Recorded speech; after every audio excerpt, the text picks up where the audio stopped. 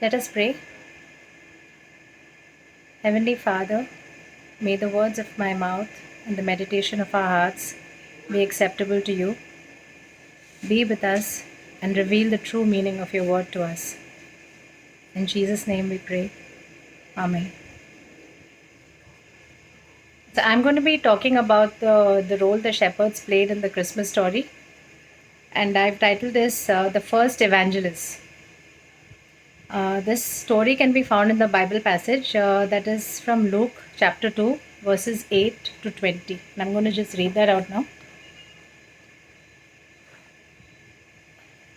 And there were shepherds living out in the fields nearby, keeping watch over their flocks at night.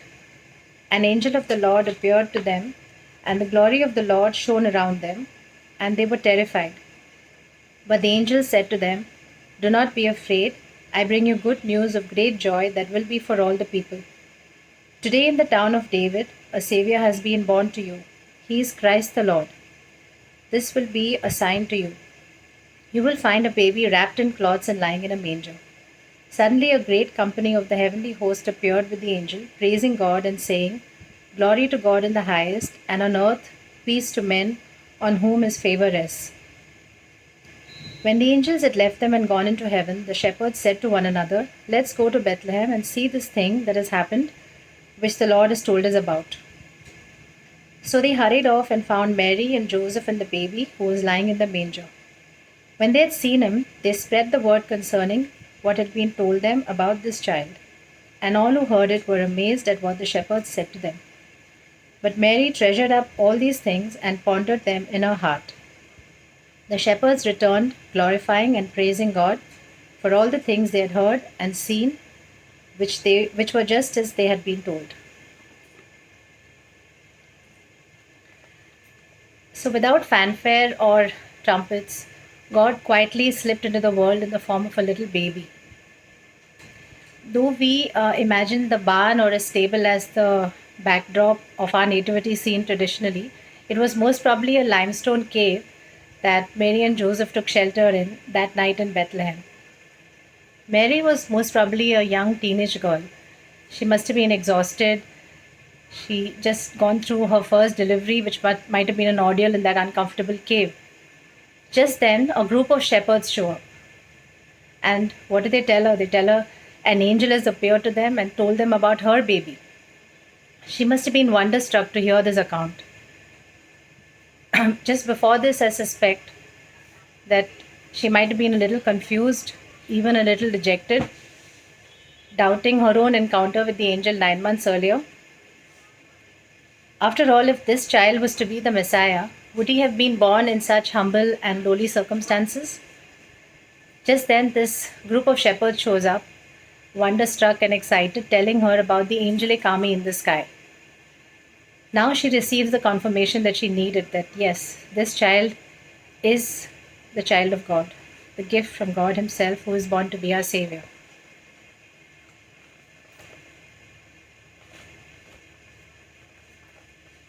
God's first message was to these shepherds. Logically, one would think that the first announcement of this important birth would have been given to the prestigious folk of that time. So maybe the religious leaders or the political rulers. But no, God chose these humble souls to be the first to see the newborn king. It was no accident that Jesus himself was born in humble circumstances. I mean, if God wanted, Jesus could have been born in a palace to a king or queen. He could have even been born in Herod's palace. But God chose these shepherds with purpose. The first message was relayed to these shepherds with a purpose in mind. In those days, shepherds were like social outcasts. So they lived a nomadic life, moving from one place to another with their flocks of sheep. They were poor, uneducated, they weren't even trusted.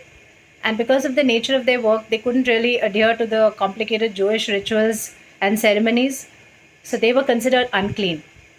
So if you could say, they were somewhat at the bottom of the totem pole of Jewish society in those times.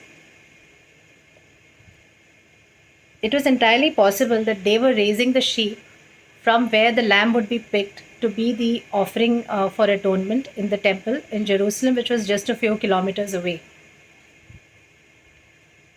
So, an unblemished lamb would be offered as an atonement for a person's sins. That was a Jewish custom. So, those who oversaw the temple flock were the first ones to see the spotless Lamb of God, who was born to be the perfect sacrifice for the sins of the entire world. Instead of going to a king or a priest, God chose these shepherds, these humble folk, to be the first to hear this news. So, what does it mean for all of us? God's message is not only for the rich or the powerful or the intelligent intellectuals, but it is for each of us. He is ready to come to anyone with a heart humble enough to receive Him. God has always had a special relationship with shepherds. Moses was a shepherd, so was David.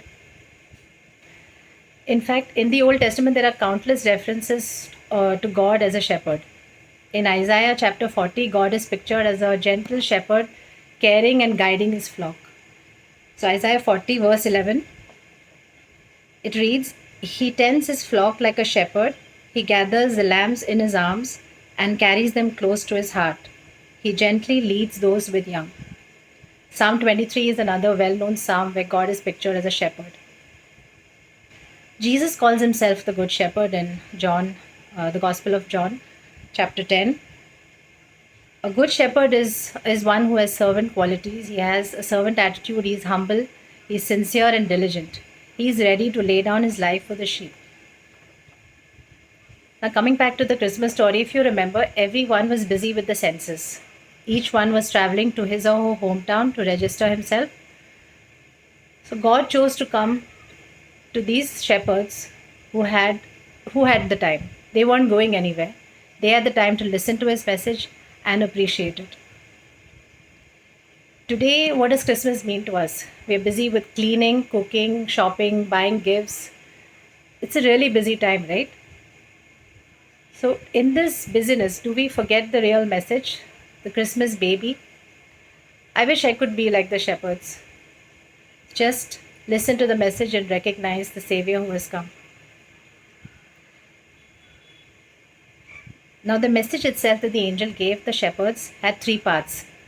So, the first part of the message was, "Don't be afraid."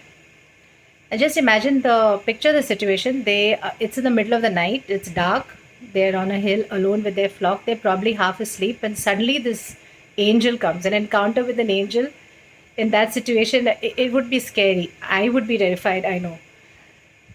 In spite of that, even if without an encounter like that, today so many of us are afraid or we live in fear. And what is God's message to us? Do not fear. I will never leave you nor forsake you. This is the assurance that God gives to us, and this is the assurance that we need to hear. The second part of the message was, "I bring you good news of great joy that will be for all. Today a Savior has been born to you. He is Christ the Lord." If you can note, the angel didn't say born to Mary or Joseph. He's born to you. He's born for each of us. The Christ baby has come for each of us. Jesus Christ, the Messiah, entered this world as a fragile, helpless baby. Just he had to become like us so that we could relate to him. John chapter 1 verse 14 says, "The Word became flesh and made his dwelling among us." Philippians chapter 2 verses 5 to 7 describes the servant nature and the humble attitude of Jesus. It says, "Who, being in very nature God, didn't consider equality with God something to be grasped, but made himself nothing, taking the very nature of a servant, being made in human likeness."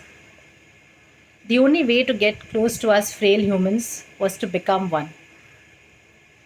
A.W. Tozer, American pastor and writer, says, "If our greatest need had been information, God would have sent an educator. If it had been technology, he would have sent a scientist. If it had been money, he would have sent an economist. But our greatest need was forgiveness, which is why he sent a Savior." Jesus' name was Emmanuel, which means God be with us. So God has chosen to be with us in the person of Jesus. The third part of the message of the angel was an invitation.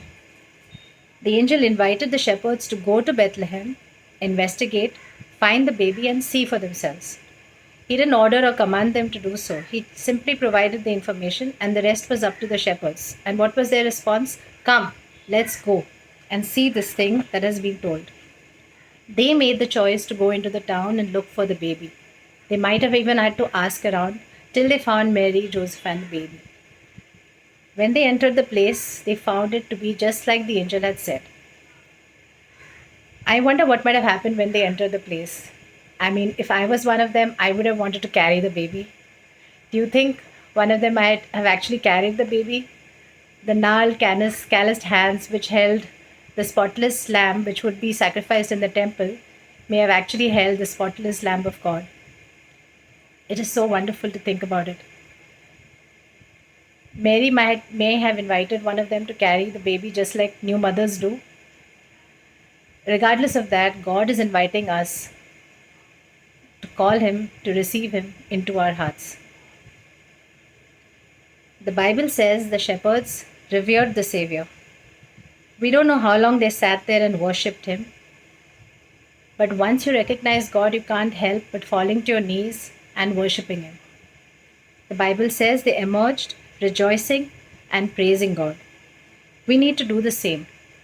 So many of the characters in the Christmas story joyfully worship and praise God. Like the shepherds, we have heard the news. We are invited to come to Jesus, enter His presence, and receive His forgiveness. Have we accepted this invitation? Once you experience God, you can't keep it a secret. And that's what happened with these shepherds. Luke chapter 2 verse 17 says, they spread the word concerning what had been said about the child. So they became the first evangelists.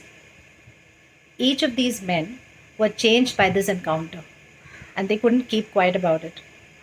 Good news can't be contained, right? If it's a new job, a promotion, a baby, marriage, an exam result which is good, we want to tell everyone. I confess I've been less than enthusiastic when it comes to talking about Jesus to someone who doesn't know Him, because I'm always self-conscious and I'm wondering what the reaction will be. But the shepherds weren't shy like that. They didn't really care about what the other person would say.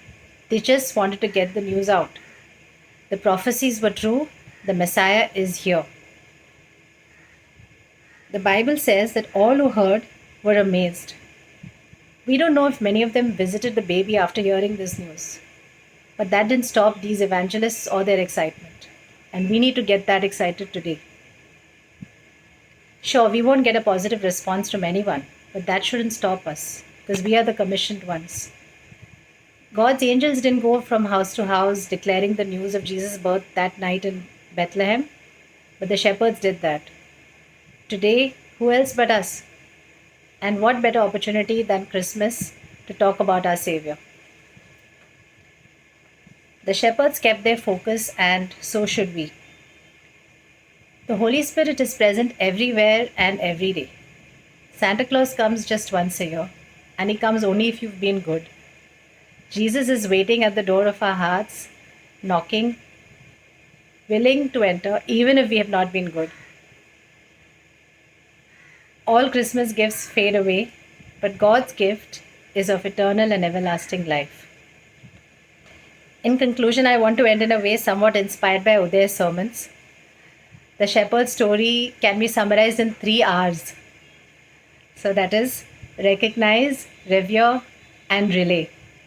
So this Christmas, let us recognize the Christ child, let us revere Him, and let us relay the news of Him to others, just like the shepherds did on the first Christmas day. Let us pray. Heavenly Father, may our Christmas celebrations this year honor the Messiah who came to redeem His creation. Like the shepherds, let us welcome the Christ child with joy, reverence, and faith. In Jesus' name, Amen.